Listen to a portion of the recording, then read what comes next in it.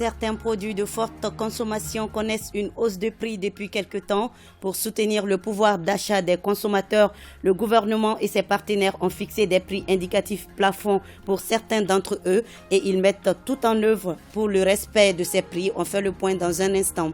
Journée de plaidoyer pour l'implication des femmes et des filles dans le processus de refondation de l'État. C'était à l'endroit des autorités régionales de Bandiagara. L'initiative est de l'ONG Yangtu à travers le projet Empowerment des femmes et des filles et gouvernance de la société civile. Madame, Monsieur, bonjour et bienvenue dans ce 13h, samedi 9 avril, 8e jour du mois de Ramadan, un mois d'abstinence, mais aussi de forte consommation de produits de première nécessité. Et c'est en ce moment précis qu'on observe une hausse du prix de certains produits sur le marché malien. Alors, pour soutenir le pouvoir d'achat des consommateurs, le gouvernement et ses partenaires ont fixé des prix plafonds et ils mettent tout en œuvre pour le respect de ces prix. Pour éclairer les lanternes sur la maîtrise de ces prix, le ministre de l'Industrie et du Commerce était face à la presse. Explication Khadija Toukone et Mbarakou Maïga. L'augmentation des prix des produits sur le marché fait couler beaucoup d'encre et de salive. En ce mois de Ramadan, un mois de forte consommation, le prix de certains produits a enregistré une augmentation. Il s'agit notamment du lait, du sucre, de l'huile alimentaire et de la farine. Pour soutenir le pouvoir d'achat des populations, le gouvernement malien et ses partenaires ont pris des dispositions pour l'approvisionnement correct des marchés. C'est pourquoi le ministre de l'Industrie et du Commerce a rencontré la presse pour souligner certains points qui font polémique. Il y a lieu de reconnaître que pour certains produits, les prix ont effectivement augmenté. Mais pour d'autres, les prix sont restés stables grâce aux efforts du gouvernement et de tous les acteurs économiques du pays. Il y a eu beaucoup de polémiques autour du prix des légumes et autres produits saisonniers. Présentement, sur le marché des légumes, les produits maraîchers, la pomme de terre et autres tubercules alimentaires sont à des prix abordables au point que les producteurs cèdent à vil prix leur production. S'agissant des céréales, l'augmentation des prix est consécutive à la faiblesse de la production céréalière résultant elle-même de l'arrêt précoce des pluies, conjugué avec les effets de l'insécurité dans les zones de production n'ayant empêché le déroulement normal des travaux champêtres. Pour sécuriser la production disponible, issue de cette campagne toutefois décevante, le gouvernement a pris la mesure de suspendre les exportations jusqu'à nouvel ordre. Cette mesure a conforté l'offre des céréales sur le marché national, atténuant du coup l'amplitude des augmentations des prix. Pour éviter la spéculation, des prix plafonds ont été fixés. Le kilogramme du sucre local est vendu à 500 francs CFA et celui du sucre importé est à 600 francs CFA. L'huile locale est à 1000 francs CFA le litre et l'huile importée à 1200 francs CFA. La miche de pain de 250 grammes est vendue à 270 francs CFA. Des brigades travaillent quotidiennement pour le respect de ces prix. Les prix indicatifs plafonds ont ainsi été réglementés par l'arrêté numéro 2022-0865 MIC SG du 6 avril 2022. Pour s'assurer du respect de ces prix, les brigades économiques de la DGCC, appuyées par les forces de sécurité, sont déployées quotidiennement sur les marchés pour sanctionner les auteurs d'éventuelles infractions à la réglementation et les différents spéculateurs qui ne manquent pas. C'est le lieu pour dire que la DGCC aussi n'est pas suffisamment fournie ni en équipement ni en personnel pour pouvoir satisfaire les besoins de couverture de tous les marchés à tout moment et en tout lieu. Le Mali a connu une mauvaise campagne agricole 2020-2021 et pour faire face à son impact négatif sur la population, le gouvernement malien a pris des mesures d'urgence. Il s'agit de l'adoption par le gouvernement d'un plan d'urgence axé autour de l'achat de 200 000 tonnes de riz par le commissariat à la sécurité alimentaire pour lesquels les ventes d'intervention et des distributions gratuites seront organisées pendant la période de soudure afin de stabiliser les prix à la consommation. Avant ce point de presse, le ministre de l'Industrie et du Commerce avait rencontré les opérateurs économiques pour parler de la révision des cahiers de charges sur l'approvisionnement du marché malien. Et qu'en est-il de l'approvisionnement des marchés en denrées de première nécessité dans nos régions?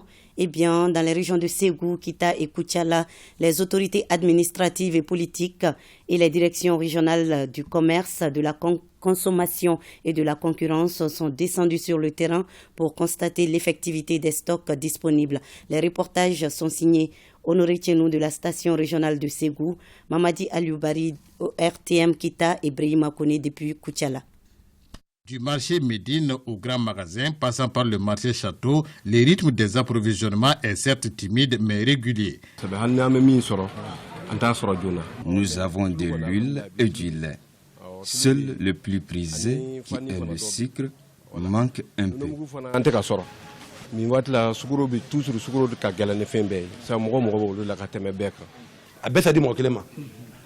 Nous distribuons de manière que chaque détaillant puisse avoir un peu à vendre. Les bons que nous avons à notre disposition nous permettront de couvrir les mois de carême. La visite aura également permis à la direction régionale du commerce et de la concurrence de faire une évaluation du cours de l'approvisionnement afin de mieux accompagner le processus. Les populations n'ont pas à s'inquiéter. Comme vous l'avez constaté avec nous, le marché est approvisionné comme il se doit. Et nous veillerons à ce que les prix réglementés soient respectés. Les éléments de satisfaction sont que l'approvisionnement, en tout cas jusqu'ici, se passe très bien, contrairement à tout ce qui avait été redouté avant le mois de carême. Mais Dieu merci, la visite de terrain nous a permis de comprendre beaucoup de choses. L'espoir est permis jusqu'à la fin du mois de carême. Le gouverneur a prodigué des conseils aux commerçants pour éviter la spéculation autour des prix.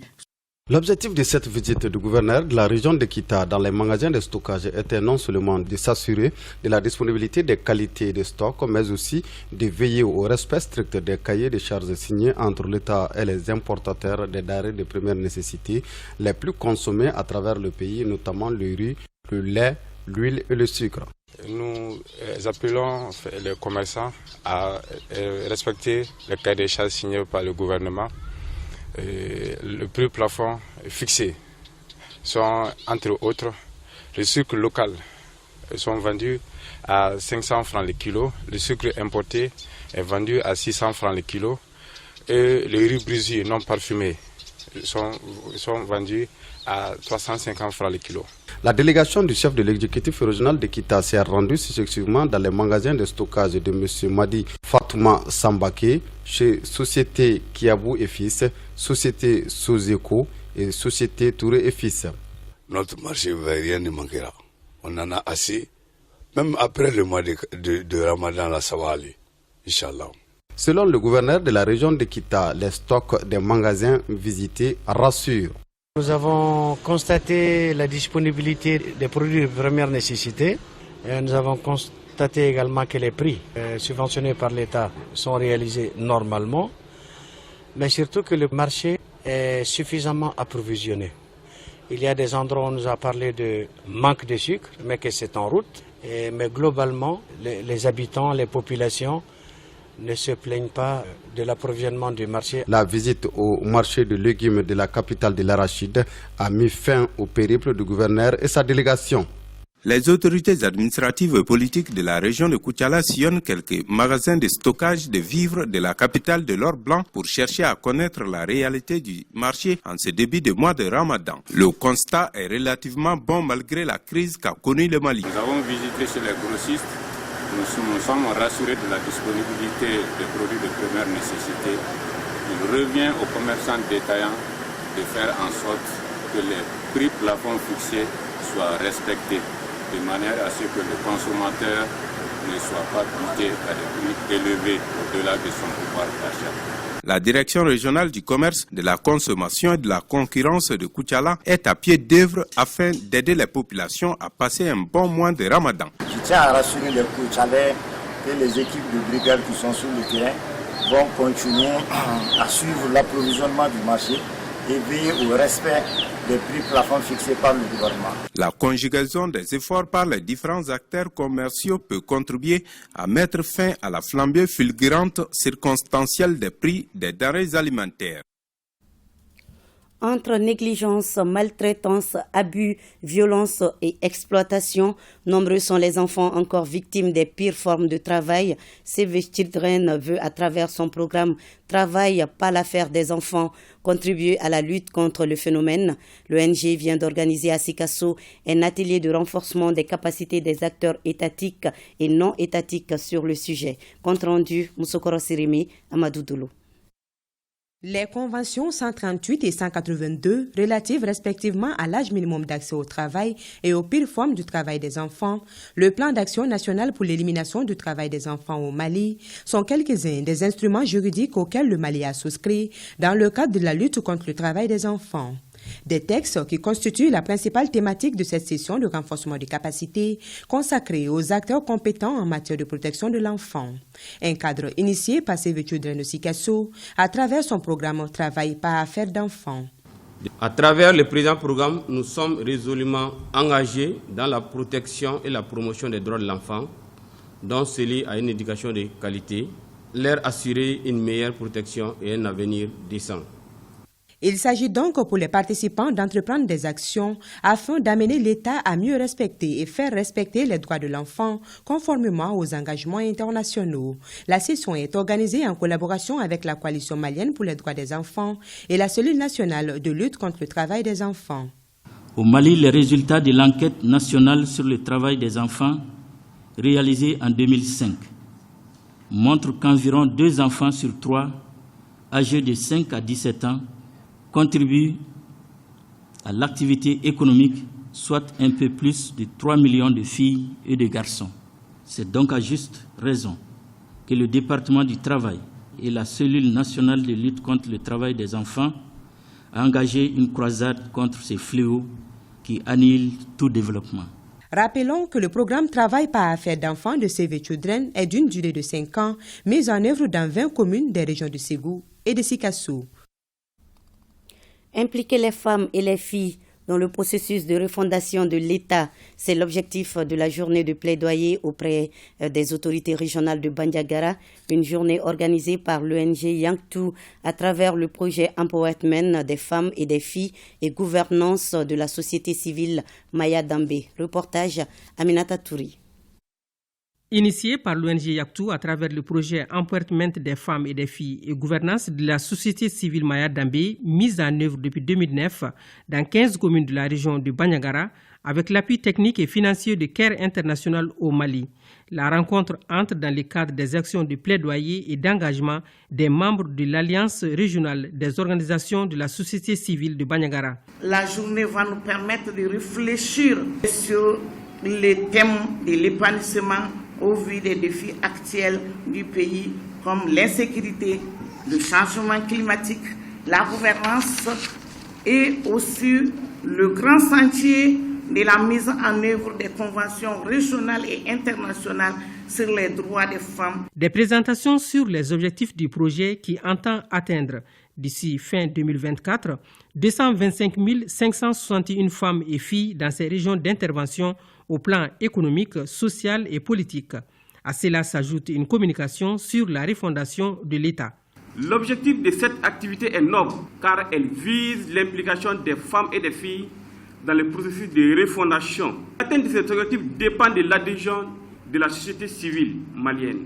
La complexité de la question de la refondation du Mali mérite l'engagement de tous et nécessite une approche holistique et intégrée prenant en compte les multiples crises avec une implication active des femmes. Cette activité de plaidoyer a été saluée par les autorités administratives communales qui n'ont pas manqué de témoigner par leur signature pour accompagner les femmes dans le processus de refondation de l'État du Mali. La 13e édition des Journées citoyennes s'est tenue au Conseil régional de la jeunesse de Mopti. Au menu de cette activité citoyenne, la montée des couleurs et le rappel du sens de l'emblème national. Reportage Boubacar Sangari. C'est le Conseil régional de la jeunesse de Mopti qui a abrité la 13e édition des journées citoyennes sous le thème « Rôle et place de la jeunesse dans la construction citoyenne et la cohésion sociale ». Ces journées initiées par le chef de l'exécutif régional visent à raffermir la fibre patriotique chez la jeune génération. La construction d'un avenir prospère, plus équitable et plus pacifique n'est destinée qu'aux jeunes. Nous vous demandons de nous aider à la construction de cet avenir qui n'appartient qu'à vous, jeunes. Plusieurs activités ont sanctionné ces journées citoyennes. Il s'agit entre autres de la montée des couleurs et du bref rappel du sens de l'emblème national. Je remercie le Tout-Puissant qui nous a réunis ici aujourd'hui de nous avoir dotés d'une jeunesse qui n'a pas oublié son pays, une jeunesse qui n'a pas oublié sa région et une jeunesse qui n'a pas oublié aussi sa famille. J'en profite de ce lieu pour lancer un grand message à mes camarades jeunes de suivre les traces positives de nos aînés. En marge de cette cérémonie, des attestations de reconnaissance ont été décernées à certaines personnalités. Les ONG Caritas Mali et Tamat sensibilisent les jeunes du cercle de Kati sur les risques de la migration irrégulière. Les deux partenaires veulent offrir aux jeunes de la localité des opportunités d'emploi à travers des investissements productifs de la diaspora. Souleymane Sidibi. Au Mali, malgré l'opportunité de développement offerte par la migration à travers d'importants transferts de fonds de la diaspora, la force est de reconnaître que les conséquences dramatiques liées à la migration sont des véritables préoccupations des États et les organisations internationales. C'est pourquoi l'ONG Caritas Mali et son partenaire ONG Tamat ont initié ce projet dénommé Barani Hirwa. C'est un projet de développement qui travaille sur le développement rural et la création d'emplois pour les jeunes et l'implication de la diaspora malienne d'Italie dans le développement du pays. C'est important parce qu'on va mettre l'accent sur la migration, sur les risques de la migration irrégulière, sur les politiques de la migration ici au Mali. Le présent atelier entre dans ce cadre d'échange puisqu'il regroupe tous les acteurs au développement d'horizons divers. Son engouement s'explique par l'intérêt que les uns et les autres accordent au thème qui est la migration. Les autorités du cercle de Kati se réjouissent de cet accompagnement. Sincèrement, je remercie Tamat, l'ONG Tamat et Caritas pour cette belle initiative, car ça vient enlever encore de plus des épines de nos pieds. Nous, les élus, on devait être là pour pouvoir soutenir de telles initiatives, mais si nous voyons qu'il y a d'autres structures qui viennent le faire, on ne fait que les apprécier et les soutenir davantage. Le projet Barani Hirwa concerne les communes de Yélékébougou, Kambila et la commune urbaine de Kati. Et c'est la fin de cette édition. Merci à vous de l'avoir suivi. Passez un bel après-midi et à demain 13h, Inch'Allah.